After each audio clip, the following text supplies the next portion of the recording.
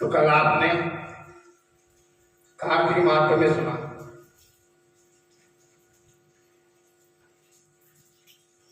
कि जब भगवान शंकर का और जलंधर का युद्ध हुआ,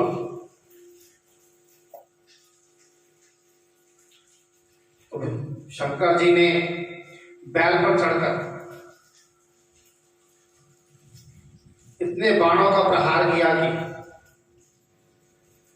जिससे दैत्य सेना इस प्रकार भागने लगी जैसे कार्तिक मास के व्रत से पाप भाग जाते हैं। उसी समय शिव जी ने अपने बाणों के प्रहार से खड़ग रोमा का सिर काटकर पृथ्वी पर गिरा दिया। तब जालंधर ने महाघोर ललकार की तो शिव जी ने उसके रथ के घोड़े और सारथी को मार गिराया। तब जालंधर पैदल ही अपने खड़ग लेकर शिव जी की ओर दौड़ा। शिव जी ने उसी क्षण एक मुक्का उसकी छाती पर मारा, जिससे कुछ वह विफल हो गया, पापड़ा सा हो गया। इस प्रकार जब दैत्य ने देखा कि शिव अजय हैं, तो उसने गंधर्व माया रची। गंधर्व और अप्सराएं नाचने और गाने लगी। शिव जी भी इस माया में फंसकर नाचने और गाने लगे। जालंधर दैत्य श्री शिव जी की माया में फंसा हुआ देखकर महादेव जी का रूप धारण करके पार्वती जी के पास चला गया और पार्वती जी का रूप देखकर कामांध हो गया। पार्वती जी महादेव जी को आया देखकर खड़ी हो गई, परंतु उसी समय राक्षसी माया को समझकर वे वहां से अंतर्धान हो गए। तब जालंधर पुनः युद्ध भूमि में आया। उधर जालंधर के चले जाने के बाद पार्वती जी ने भगवान विष्णु जी को याद किया। तब भगवान विष्णु ने वहां उपस्थित होकर पार्वती जी को आश्वासन दिया। भगवान विष्णु ने सोचा कि जालंधर ने स्वयं अपनी मृत्यु का रास्ता बता दिया। यह दुष्ट वृंदा के पतिव्रत धर्म के कारण ही मृत्यु को प्राप्त नहीं होता है, तथा देवताओं के कार्य और भक्तों की रक्षा करने के लिए हमको ही वृंदा के धर्म को भंग करना का घोर करना पड़ेगा। ऐसा करने पर ही इस दुष्ट की मृत्यु होगी। इतनी देर में ही शिव जी भी राक्षसी माया से मुक्त होकर जालंधर को आया देखकर उनके साथ युद्ध करने लगा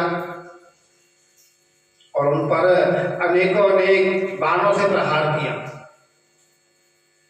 इधर वृंदा ने स्वप्न में देखा कि इसका पति सारे सिर पर तेल लगाकर नंगा शरीर भैंसे पे सवार होकर दक्षिण दिशा की ओर प्रेतों के साथ जा रहा है। यह स्वप्न देख उसे बड़ी चिंता हुई और उसे अटारी तथा गौशाला कहीं पर भी विश्राम नहीं मिला। तो वह एक वन से दूसरे वन में चली गई। महावृंदा ने सिंह जैसे मुख वाले दो भयंकर राक्षस देखे। उन्हें देखते ही वह डर के मारे भागी।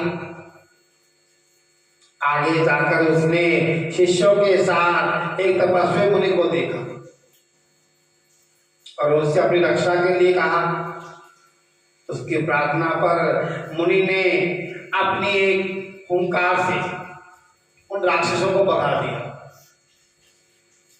तत्पश्चात वृंदा ने मुनि से विनय पूर्वक कहा कि हे महाराज, मेरे पति जालंधर और महादेव जी में घोर युद्ध हो रहा है, उसमें किसकी विजय होगी?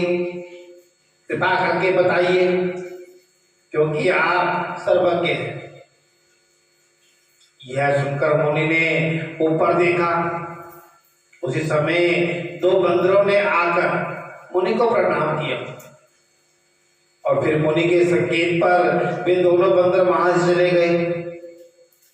फिर थोड़ी देर में वे दोनों आकाश की ओर से आए और उन्होंने वहां जलंधर का सिर और धड़ लाकर फेंक दिया। वृंदा अपने पति को के मृत सिर को देखकर बहुत दुखी हुई और रोने लगी। तत्पश्चात मूर्छित होकर पृथ्वी पर गिर पड़ी। मुनि ने अपने कमंडल से उस पर जल छिड़का तो कुछ उसको चेतना हुई। तब वह पुनः विलाप करती हुई मुनि से बोली कि हे महाराज, जिसने देव, गंधर्व और विष्णु सहित तीनों लोगों को जीत लिया, वह शिव के हाथों से कैसे मारा गया? ये मुनि, आप बड़े समर्थवान हैं, इसी प्रकार मेरे पति को फिर जीवित कर दीजिए। तब मुनि कहने लगे कि शिव जी के हाथ से मारे गए को कौन जीवित कर सकता है, परंतु फिर भी तुम पर कृपा करके हम इसको जीवित कर देते हैं। ऐसा कहकर मुनि अंतर्धान हो गए और जालंधर जीवित होकर वृंदा के साथ प्रेमालाप करता हुआ आलिंगनबद्ध हो गया। वृंदा भी अपने पति के वेश में भगवान विष्णु के साथ उस वन में रमण करती रही। परंतु एक दिन मैथुन के पश्चात अपने पति के वेश में विष्णु को देखकर वह अत्यंत क्रोधित हुई और श्राप देती हुई बोली कि तुमने मेरा पतिव्रत धर्म नष्ट किया है, इसीलिए मैं तुमको श्राप देती हूँ। निश्चय ही वह कपिल के मणि भी तुम ही थे। तुमने जो दो राक्षस कपट के बनाए थे, वही कालांतर में तुम्हारी का स्त्री का हरण करेंगे, जो बाद में रावण और कुंभकर्ण हुए। और जो तुम्हारा शिष्य था, वह बंदर रूप धारण करके तुम्हारी सहायता करेगा, जो हनुमान जी हुए। और फिर कहा कि तुम पत्थर रूप हो जाओ। नारद जी कहने लगे कि हे राजा पृथु, भगवान विष्णु ने देवताओं तथा अपने भक्तों के काढ़े के लिए पतिव्रता वृंदा का यद्यपि शील हर लिया, परंतु वे मन ही मन बहुत दुखी हुए और बोले कि हे वृंदे, मैंने तुम्हारा श्राप को ग्रहण कर लिया, अतः मैं अवश्य ही शिला अर्थात पत्थर रूप हो जाऊंगा, परंतु तुम भी वृक्ष रूप होकर मुझको ही मिलोगे। उसी समय वृंदा अपने पति के चरणों का ध्यान करके भगवान विष्णु के मना करने पर भी अग्नि में प्रवेश कर गई और विष्णु वृंदा का स्मरण करके उसकी चिता के भस्म में लौटने लगे। नारद जी कहते कि राजा पृथु, इधर युद्ध में जालंधर दैत्य ने शिव जी को अति बलवान समझकर राक्षसी माया से पार्वती बनाई और उन्हें मारने लगा। उसकी इस माया को देखकर शिव जी नीचे को मुख करके बैठ गए। तभी अच्छा अवसर देखकर जालंधर ने अनेक बार शिव जी को मारे। इस प्रकार शिव जी को संकट से ग्रसित देखकर भगवान विष्णु वहां पर आए और शिव जी को राक्षसी माया का ज्ञान कराया। तब शिव जी बड़े भयंकर वेग से राक्षसों को मारने लगे। शिव जी की इस तीक्ष्ण बाण वर्षा के आगे शुंभ निशुंभ ठहर भी ना सके और वह युद्ध क्षेत्र से भाग खड़े हुए। तब शिव जी ने उनको श्राप दिया, क्योंकि तुम युद्ध क्षेत्र से भाग गए हो, इसलिए पार्वती के हाथों से मारे जाओगे। तो भगवती ने काली का रूप धारण किया। आरती बोलते ना, शुभ शुभ भी डालो, महिषासुर खाती, तो माता ने इनको मारा था। उधर जिस समय वृंदा का पतिबल धर्म नष्ट हुआ, तभी जलंधर का बल भी समाप्त हो गया। ठीक इसी समय विष्णु ने अपना सुदर्शन चक्र अपने तेज के साथ शिव को दिया। फिर शिव जी ने अपना ऋषियों का तप, पतिव्रता स्त्रियों का तथा ब्रह्मा जी का तेज उसमें जोड़कर जालंधर दैत्य पद को छोड़ दिया, जिससे उसका सिर कटकर भूमि पर गिर पड़ा।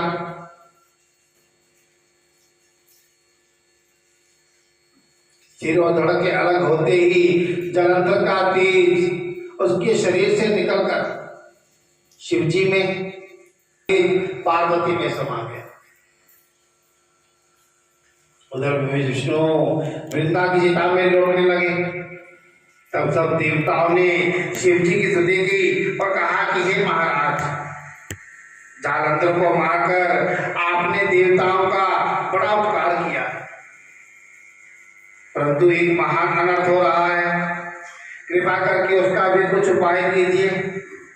भगवान विष्णु वृंदा के पतिव्रत धर्म से मोहित होकर लगातार उसकी चिता के बर्तन पर लौट रहे हैं और किसी प्रकार विश्राम नहीं पा रहे। तब शिव जी ने कहा कि हे देवताओं, तुम सब भगवान की योग माया की शरण में जाओ, वही सब संकट हरेगी। तब सब देवता योग माया की शरण में जाकर उनकी स्तुति करते हुए बोले, हे देवी, आप सारे जगत को उत्पन्न करने वाली, पालन और नाश करने वाली हो। सत्वगुण, रजोगुण और तमोगुण ये तुम्ही से है।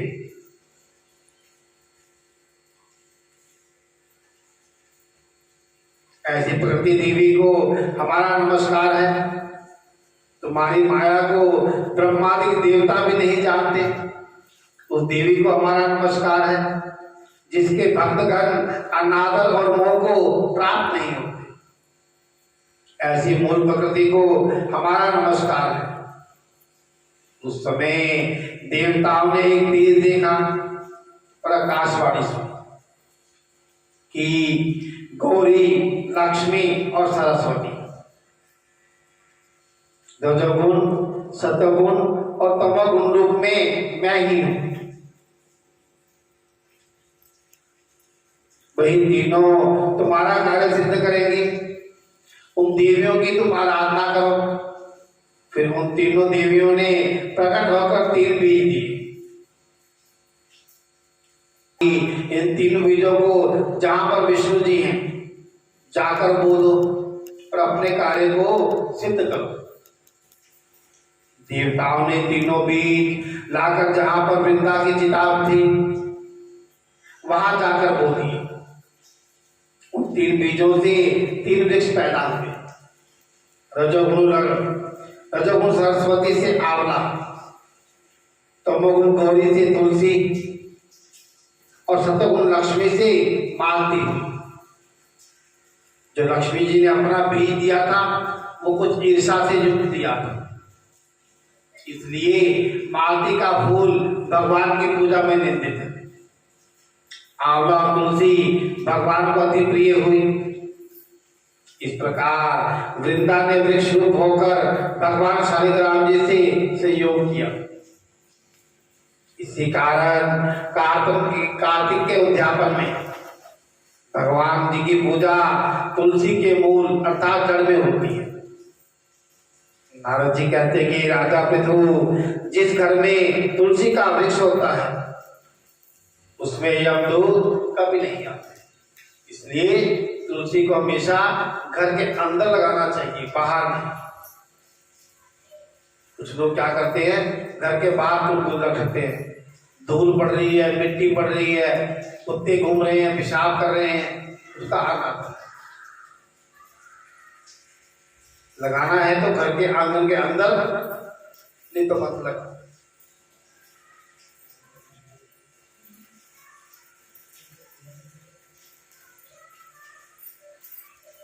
इसलिए जो तुलसी का वृक्ष घर में लगाते हैं वे यमुपुरी को नहीं देखते।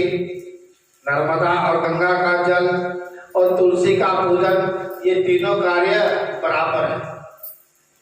चाहे मनुष्य कितना भी पापी क्यों ना हो, परंतु मृत्यु के समय जिसके प्राण मंजरी के साथ निकल जाते हैं, मुख में मंजरी हो तो निकल जाते हैं, वह पापों से मुक्त होकर भगवान के वैकुंठ धाम को प्राप्त होता है।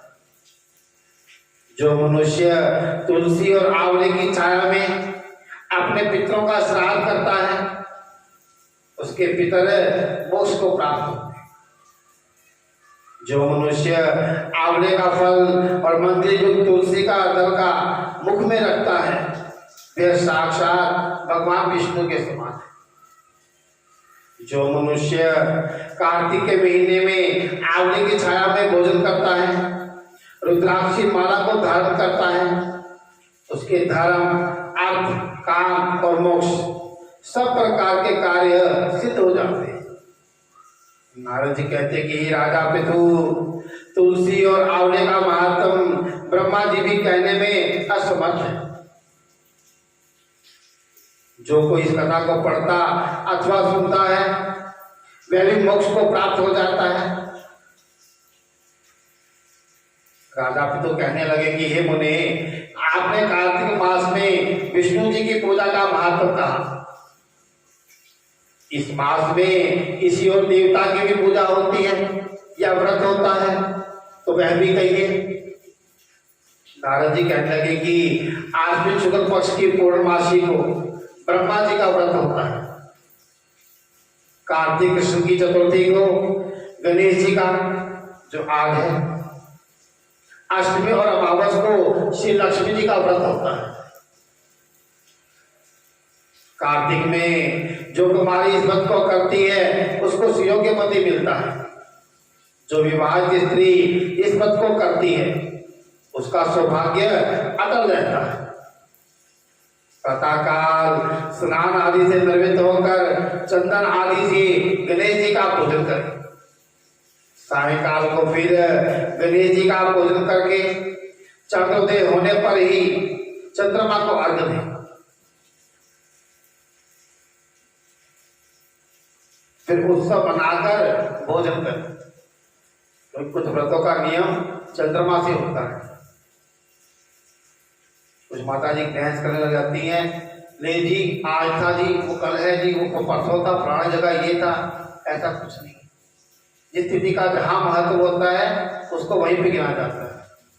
अपने यहाँ 3 तरह के मास होते हैं, चंद्रमास, सौरमास और पूर्णमांत मास। चंद्रमा से होता है पूर्णिमा से पूर्णिमा तक महीना।